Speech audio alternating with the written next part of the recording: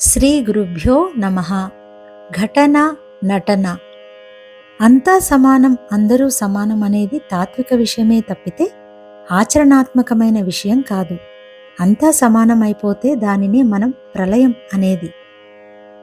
సమానత్వంలో కదలిక ఉండదు, జగన్నాటకం కొనసాగదు.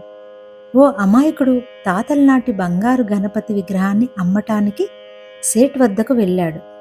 గణపతి, మూషికం, గొడుగు విడివిడిగా తూకం వేసి ధర చెప్పాడు. వీడు సేట్తో గొడవపడ్డాడు. గణపతికి అదే ధర, ఎలుకకు అదే ధర వేశావు అని. సేట్ నవ్వి, నాకు గణపతి అయితేనేం, ఎలుక అయితేనేం, నాకు కావాల్సింది బంగారం అంతే అన్నాడు.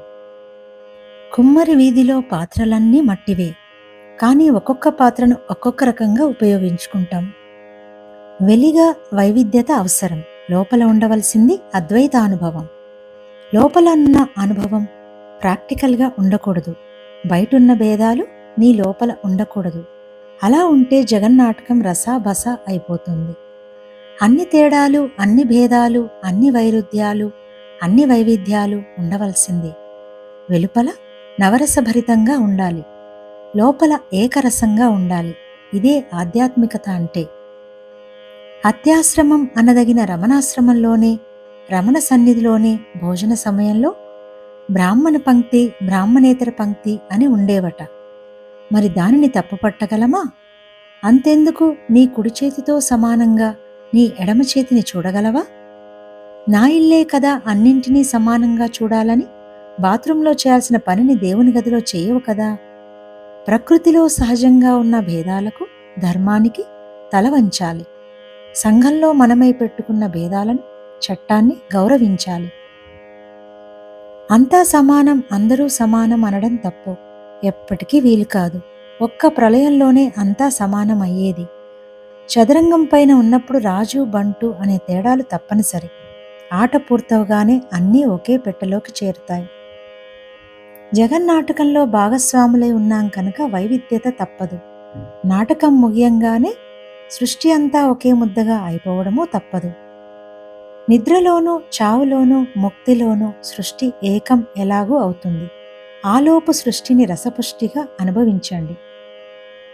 ప్రియుడు ప్రియురాలితో గడిపిన ప్రతిక్షణాన్ని రసానుభూతితో గడిపినట్లు జీవితాన్ని ప్రతిక్షణము అలా రసాస్వాదనంలో గడపడమే జీవిత ప్రయోజనం.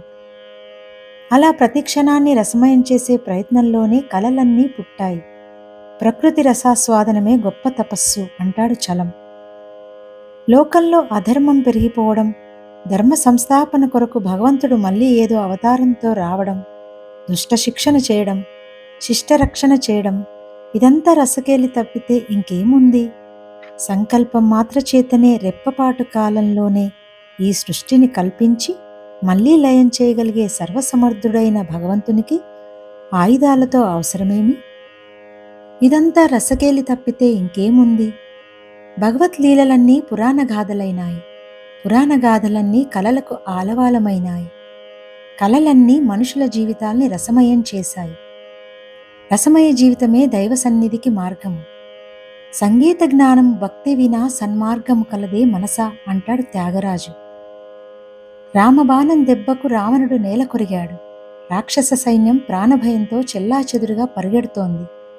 అందులో రావణుని తల్లి నికష కూడా ప్రాణభయంతో పరిగెత్తుతుండడం చూశాడు రాముడు.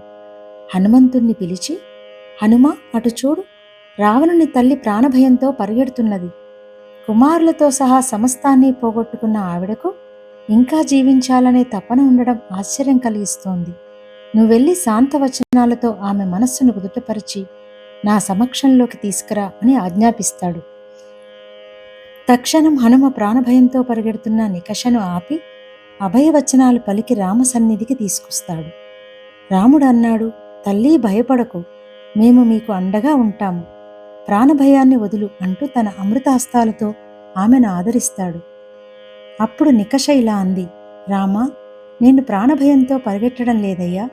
ఇప్పటి వరకు ఎన్నో రామగాథల్ని చెవులారా విన్నాను, కనులారా కాంచాను.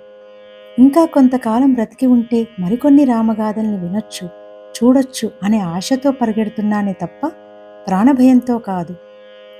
రాముడు చిరునవ్వుతో అలా నిలబడ్డాడు. ఈ విషయం నాకు ముందే తెలుసు అన్నట్టు. చుట్టూ ఉన్న రామగణం పులకించిపోయింది నికష భక్తి తత్పరతకు. నికషలా భగవంతుని రససృష్టిలో ఓలలాడాలనే తపన కలిగి రసానుభూతితో జీవించేవాని జీవితం ధన్యం. ప్రపంచోత్సవానికి ఆహ్వానం వచ్చింది అంటాడు ఠాగూర్. నవ్వొస్తే నవ్వండి, ఏడుపొస్తే ఏడవండి, అదొక ఘటన, ఇదొక ఘటన, అంతా కలిపి నటన అంతే. నరుడి బ్రతుకు నటన, ఈశ్వరుడి తలుపు ఘటన, ఆరింటి నట్ట నడుమా నీకెందుకింత తపన అని వేటూరి 4 లైన్లలో తత్వస్వరాన్ని అందించారు. ప్రతి పౌర్ణమికి తిరువయ్యారులో కావేరీ తీరంలో సద్గురు త్యాగరాజస్వామి సన్నిధిలో గడిపే వేటూరికి ఈ చిన్న వ్యాసం అంకితం.